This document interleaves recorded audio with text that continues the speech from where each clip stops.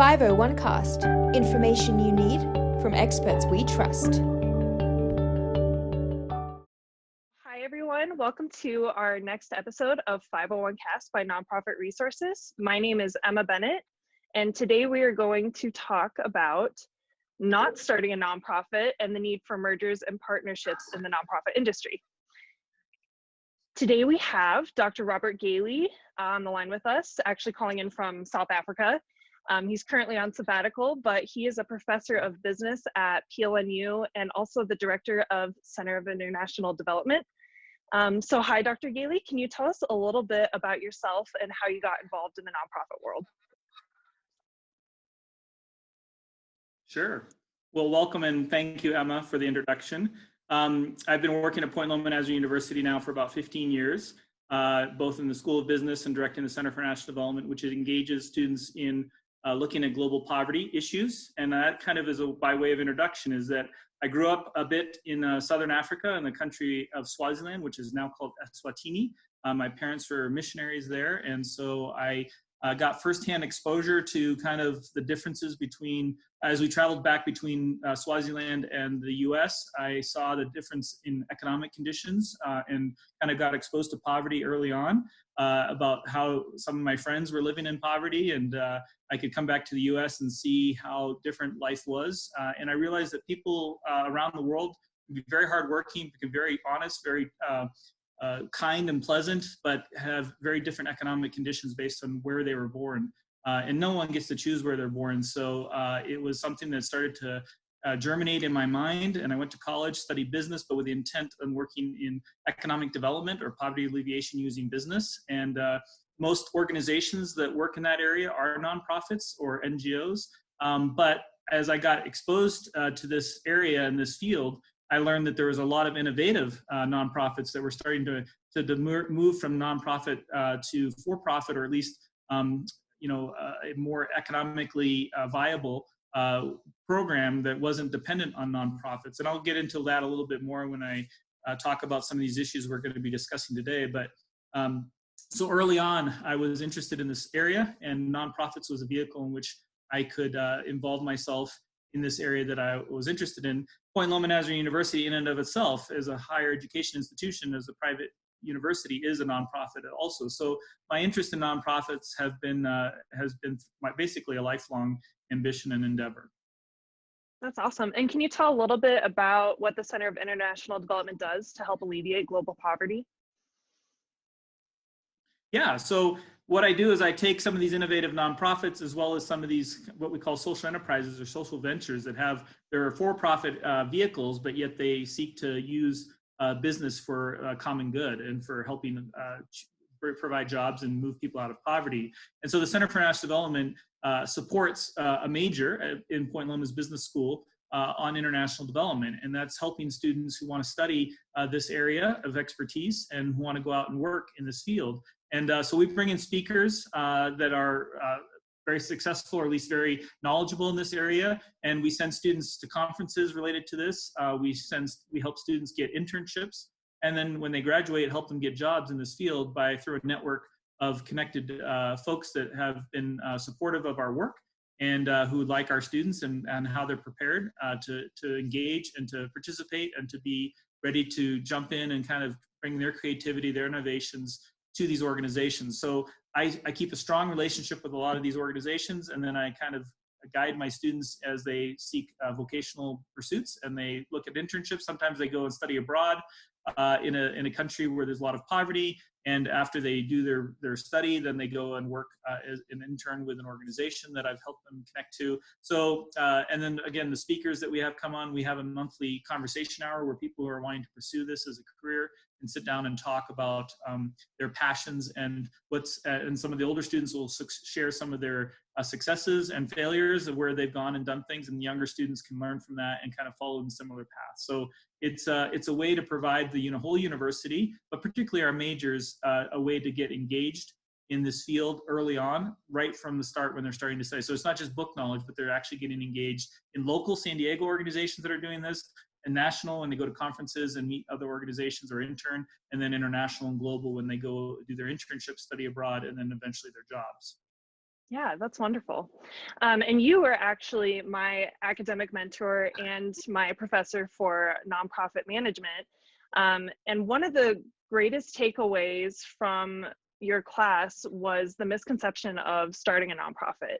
I think you probably have a lot of experience of people wanting to come in and help a cause or solve a problem. And one of the messages that you really drove into us was that starting a nonprofit can actually be detrimental to the mission that the person is trying to achieve. So why is starting a nonprofit not a good idea?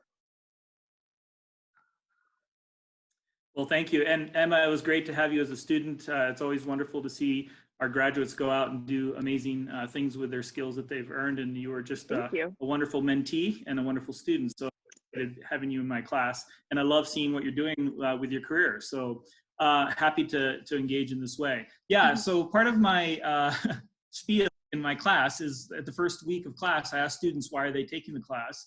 And I would say almost every year, about half the students say it's because they want to start their own nonprofit. Now, California is part of the Wild West. There's a lot of people who are entrepreneurs, innovators, so they all like to kind of start their own thing. It's a place of great wealth. I mean, California's wealth as a state is incredible. And so a lot of these students are coming with the idea and notion that they can just kind of start whatever they want to start in a nonprofit. These are students who have some sort of compassion and interest in helping others. And so they're very excited to start a nonprofit. And I try to gently, but consistently throughout the semester, as you hopefully became aware of as a student, that starting a nonprofit, while exciting and creative and something that people get excited about, is also something that may not be necessary. And how I go about doing this is to say to them, what is it that you're passionate about? What is it that you want to try to change? And when students start to reveal and express that, I start to say, do you think there's any organization that's already doing the kind of thing that you're interested in doing? And do you think that creating a competitor versus joining forces, which is a better alternative? And so what I hope through my class and what I do in my teaching and talking in various places is to help people, but particularly my students, realize that it's better to have the tools in hand in which they can understand and appreciate what is already happening in the nonprofit world. There's over 1.5 million nonprofits in the United States alone, let alone all the NGOs and non-governmental organizations around the world. But in the US alone, 1.5 million. And I would say the vast majority, maybe 70, 80%, maybe even more than that, are less than $100,000 in revenue. So these are small organizations doing really often very good work. But to create another organization, there's a lot of costs involved. There's a registration with the government. There's probably about $1,000 in lawyer fees, legal fees, to get a nonprofit going. You have to organize a board, and have those boards have to meet and have to take minutes. There's advertising, there's website development. There's so many areas of nonprofit operations that are required that I say, is it really worthwhile to spend all that time and energy to start an organization when, again, if I give you the right tools to look through all of the places in which you can evaluate and understand what nonprofits are doing, what their mission is, and how they're accomplishing that mission, then it might be worthwhile to find those nonprofits and engage with them and give of your talents and your treasure and your time to support that nonprofit to do the kind of thing that you're wanting to do. I share with the students, the first thing we need to do is that all nonprofits, how you distinguish and differentiate a nonprofit is, first of all, what is their mission? Then you ask, what is their methods to accomplish that mission? So how are they going about accomplishing that mission? And then the final step is the measurement. How do they measure whether the methods that they're doing are accomplishing their mission? And if you get deep into that and understand that for each nonprofit, there's a way in which you can evaluate whether there's a nonprofit that already exists out there that you could join forces with. You could give your time, talent, and treasure to help that organization to begin to go or to continue to do the kind of work that you're interested in doing. Definitely. And are there any exceptions to starting a nonprofit? I mean, when do you see that there's a need for somebody to found a new organization? Yeah, so I like to tell students, well, first of all, I'm not opposed to students starting nonprofit. In fact, I've had a couple of my alum students who are alums of Point Loma who took my class, who sheepishly, after a while, come around to saying, you know, I hated to tell you this, but I started my own nonprofit. And I say, no, that's okay. It's all right. I'm not, you know, I'm not anti-starting nonprofits. I'm just telling them that I'm trying to convince them that there may be a better way. And what I encourage students to do, I say, if you're going to start something, try to start a social enterprise, which is not a nonprofit, which is actually a business venture, because I think a lot of people assume nonprofit is just charity. It's always going to be for the good. And that for-profits is all about greed and profit and you know, kind of theft from society. But the reality is there's increasing examples of for-profit entities that are doing very common good things, that are helping people in so many ways.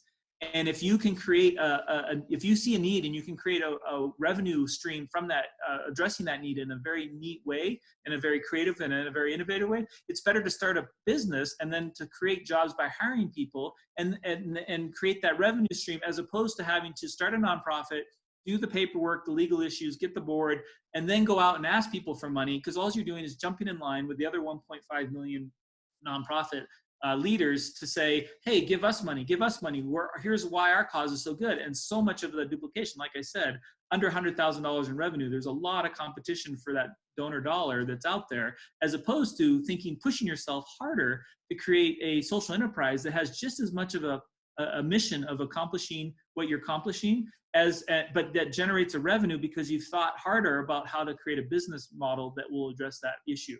Now, where are the exceptions to why you should start a nonprofit? Clearly, if there's a huge tax benefit in terms of how you're going to get your revenue, and people are donating and they want a tax write-off, creating the NGO model might be the best way.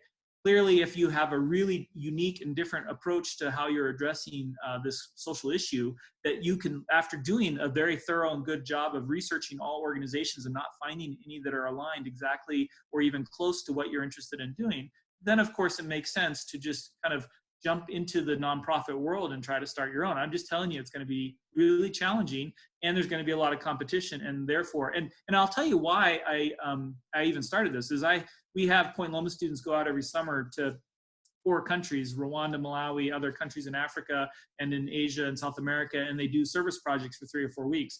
And my second year at Point Loma, I had 2 student leaders come. One had gone to Rwanda, and one student leader had taken a group to Malawi.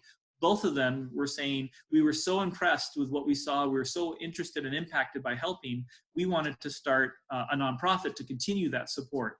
And they both came to me in meetings, separate times, the same week actually, but different students, different student groups, and said, we heard you teach nonprofit. We heard you can help us set up a nonprofit. What's the process? And I said, well, it's going to cost this much money. You're going to have to be committed. And I could tell as college students that they weren't going to be, in 3 or 4 years' time, that nonprofit would be pretty much dead. It would just be sitting there, if not closed, because they would get into their lives and go into their different ways. But in college, they had the passion. I said, why not find a nonprofit why don't, first of all, combine your 2 efforts and create a nonprofit for all of Africa, if that's your passion. But even beyond that, find organizations, and I can help you through my nonprofit class and just guidance and counseling, mentoring, is we can talk about how you could look for organizations that are helping those people in Rwanda and Malawi with the kind of things you care about. You can still raise the money. You're talking about raising money, and they want to raise tax deductible money. I said, you can still do that, but then funnel it to this organization who can then turn around and serve the people that you really, really care about. So that is why, but of course, if there is an organization that's doing something that no one else is doing, then yes, that might be the ideal time to start a nonprofit. But I really would push and encourage people to think about going the social enterprise route, a for-profit revenue generating aspect, as opposed to the NGO asking for charity or donations for all operations. So that's how I would distinguish where the exception might lie. Definitely. Yeah. And so, of course, there are so many different nonprofits out there. In the United States alone, 1.5 million is a huge number.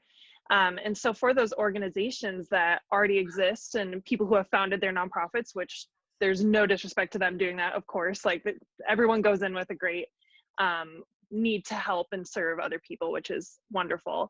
And so for those people who founded their own nonprofit or organizations that are existing, what is the benefit of mergers and partnerships in the nonprofit world?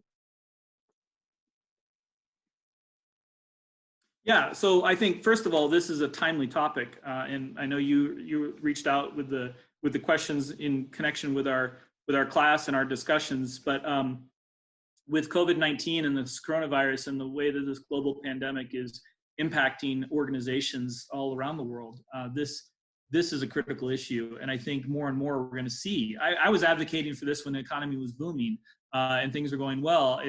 One of my, besides saying don't start a nonprofit, whenever I've worked for a nonprofit, I've said, is there any way we can merge or partner with other nonprofits so that we can enhance and increase our reach and to kind of streamline the costs involved of doing the good work? Because every time you serve in a partnership or a merger, you're reducing some of the overhead costs that actually reduce the money that is spent on the actual impact. So if you can find ways to collaborate, I think there's tremendous benefit. I want to recommend a book by Peter Greer, who is the president and CEO of Hope International in Pennsylvania. He's got a book come out, I think, in partnership with Chris Horst, called Rooting for Rivals.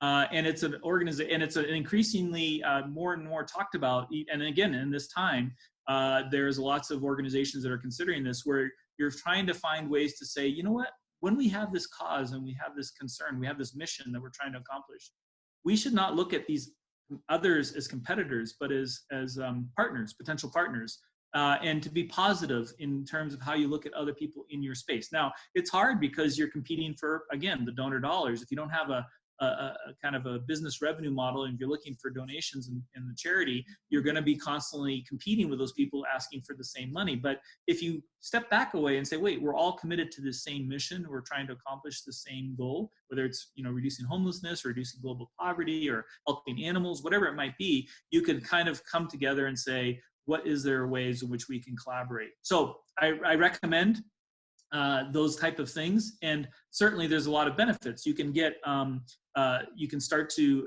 enhance your reach, your geographic reach, if all of a sudden, and here's an example, just this month, April 6th, Project Concern International, which is a large international development organization in San Diego, and Global Communities in Silver Spring, Maryland, merged, and they've put their two organizations into one. They're combining into one organization. It'll take about a year to complete.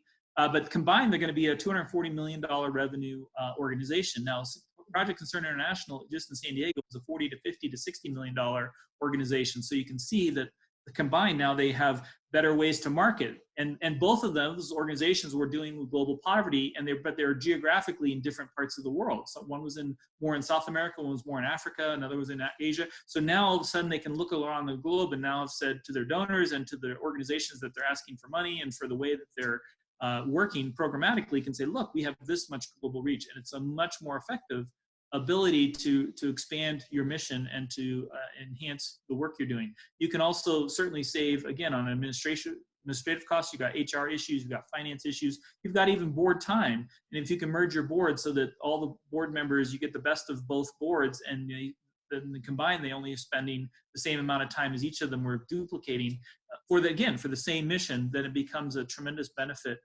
for the organizations to accomplish, again, freeing up more money that's been used for the administrative aspect of the nonprofit to then go towards accomplishing the mission of helping the people you want to help. And so how do you find those different partners and organizations to merge with? Of course, you kind of know your rivals or organizations that are in your industry, but how do you kind of approach that conversation to start a merger or to partner with another group? Okay, well, first of all, I think it's highly important for an NGO or nonprofit to engage in their field.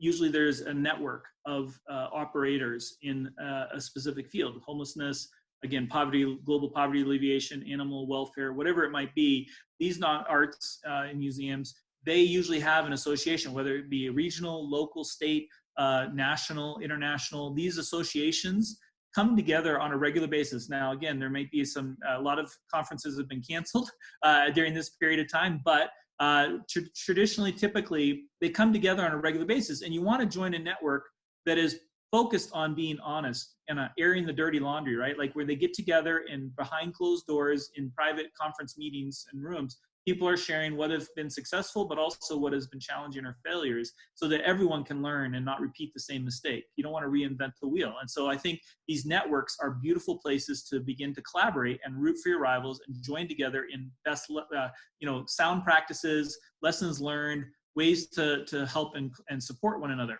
From those networks, you can start to witness and see who in these organizations, as they're presenting, as they're talking, as you're sharing, are aligned with the same mission and methods that you're interested in doing, and can help complement the work you're doing. And around tables of meal times and tea times and coffee time breaks and stuff, you can start to begin to converse with those people to say, where are you guys working? What are you doing? I really like what you're doing. Well, this is what we're doing. And from that, you can start to do collaborations. And from those collaborations, you can start to initiate strategic alliances. And from those strategic alliances, you can eventually look at mergers and or acquisitions of like a larger organization acquiring a smaller nonprofit, or again, a strategic alliance where you co-brand or co-partner in an organization. You submit a proposal to a large donor, combine together and say, we're going to use our strengths here and our strengths here. But that comes through developing relationships. And where do those relationships best develop? I believe in these network organizations where they're coming together to share their successes, but also their failures in a truthful and honest way. And you can kind of begin to see which organizations and which people you would actually align with, and which ones would be someone you'd want to avoid, or that you don't see that they're either their purposes or that person, the way they operate, you wouldn't want to kind of partner with them or connect with them. So you can parse out those relationships by going to these meetings, meeting these people. I think that's a powerful, probably the best tool that can be used, and where I've seen the most success in my experience of nonprofit world is where those organizations are regularly meeting, and all of a sudden out of those lunches and those coffee breaks and those presentations, 2 years out of those, all of a sudden they've got a collaboration going on where they're together working in one country or doing one thing. And it's a neat way to kind of build those relationships. Mm-hmm, definitely. So right now, with everything going on with COVID-19, probably the online resources like LinkedIn, and I know a lot of groups are doing, the happy hours or some type of virtual meetup. Of course, that doesn't really beat face-to-face interaction, but you got to work with what you can given the circumstances. Well, and I'd also say during this time that you can also do a lot of online research. You can go deep into these organizations' websites. You can start to see what they're presenting, what they're talking about, and that's when you can start to see where there's alignment. So yes, the virtual meetups, the trainings that are being offered for free, the connections, those are all wonderful things. But then take your time to actually look at their videos that they're promoting, their marketing materials, see what they're saying and doing, because normally in our busy day lives, we don't have time to really dissect and look deeply at an organization, what their online presence says. But now I think people have the time to do that. Yeah, and I think that kind of transitions into this question, which I'll ask you first. So what are ways that you vet an organization, nonprofit or association, before supporting, partnering, or merging with them? Yeah. Well, I think kind of what I was saying doing the deep dive is, well, first and foremost is the relationship. So the longer and deeper you can develop the relationships with the more people in an organization, particularly the higher up you can go, because they're the ones that are going to be managing the organization's direction and strategy for the future. The more you can develop those relationships, that's the key, right? So the more you spend time with those people, whether it's top level executives or the board members or whatever, that's going to give you the insight into the organization. But then in addition, you could certainly start looking at, the nice thing about an NGO is that, or a nonprofit, is that the government requires them to submit, all but religious organizations, the government requires them to submit a 990, which is a public document. And GuideStar is your friend, because GuideStar is one of the best tools available, because it can go into every nonprofit out there and pull their 990s that they've submitted publicly, and you can start to dissect and evaluate where are they raising their resources and how are they spending their money, how much they pay in salaries, things like that. If they're not submitting their 990s, or if you go to their website and you can't find audited financial statements and stuff, that's a yellow flag, a red flag perhaps. And you need to start looking at those organizations, and maybe you'd have to ask them for that if you're going to evaluate. But the good organizations, the strong organizations, the ones you would want to think about partnering and merging with, are the ones that are going to make that information public and available and detailed. And then you start looking at that. You could also obviously talk to the staff. We talked about board and senior level, but you could talk to the the frontline staff and see how they feel the organization is going and what they're doing. And then, of course, like I already said, you can look at their websites. You can see what marketing materials, what videos they're putting out, how are they telling their story and talking about the mission that they're trying to accomplish. And when organizations merge or partner, of course, there's a lot of challenges that can come with that, even though it can be a great deal of success on the other side of it. What are some of the biggest obstacles or challenges you think exist when you're looking at partnering? Well, relationships, like I said earlier, is the key. And the way to form relationships is spending time with people, whether, again, in this type of environment where you have to do it online, but other places, face-to-face, at meetings, conferences, things like that. So relationships is key. Trust is the fundamental underpinning of relationships. So one of the things that I speak about in my class and that I've seen many times is if you decide to partner, collaborate, merge, whatever, you need a champion in each not in one but in both organizations. A champion who's pretty high up, who can navigate the culture. Every organization has their own culture and their own way of doing things, and the way to approach leadership, the way to understand systems and processes and things like that. And so if that champion, a high level enough champion, can be who's committed to this collaboration, this partnership, this merger, then whenever there's an obstacle in the discussion, whether it's a MOU that's being signed or there's a flare up in some issue in some region of the country or some,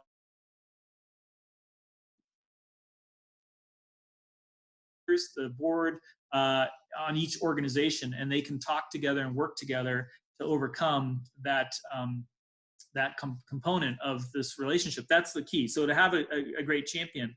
The other thing I'd say is you need to do your due diligence. So not only look at the 990s, but you need to go back 5, 6, maybe even 10 years and look at that organization. Is there any scandal in the news media about this organization or about any of its senior leaders?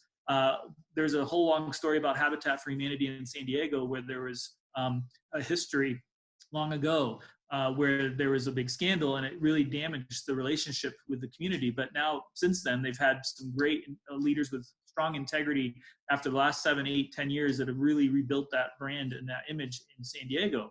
But you need to be aware the year before all that blew up, if you were trying to talk about a merger or partnership, you'd want to know what's being said in the media and what's being happening to that organization. What are people saying about it? And there's a lot of nonprofit evaluating organizations or websites that will Charity Navigator and other types of websites like that, even GuideStar itself, but that can help you to evaluate what people are saying about that nonprofit. And I think that's an important part of your due diligence to looking into the nonprofit sector.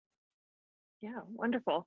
Well, I think that covers all the questions that I had. Is there anything else that you wanted to share on this topic? And if not, one question I would like to ask you is, from your experience, your many years being in the nonprofit industry, what is the biggest lesson you would give to people who are also in the nonprofit organizational world? Well, I think it's kind of, I go circle around to what I said at the beginning, that when you're committed to something, when you're committed to a certain mission, that the vehicle in which you decide to accomplish that mission shouldn't be just, well, I want to help people, therefore it has to be the nonprofit route.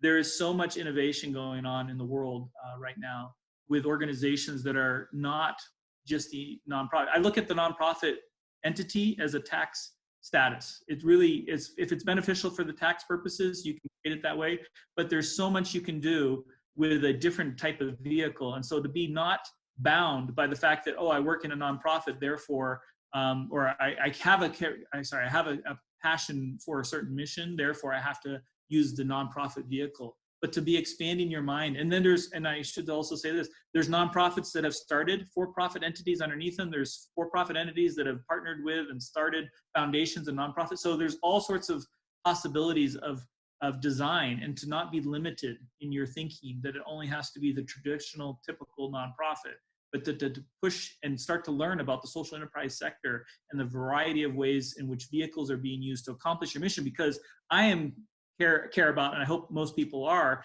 caring about the mission of what you're trying to accomplish, and to realize that the vehicle, the shell that you use to accomplish that, there's a variety of vehicles you can use, and use the one that's most effective to accomplish that mission. That's wonderful.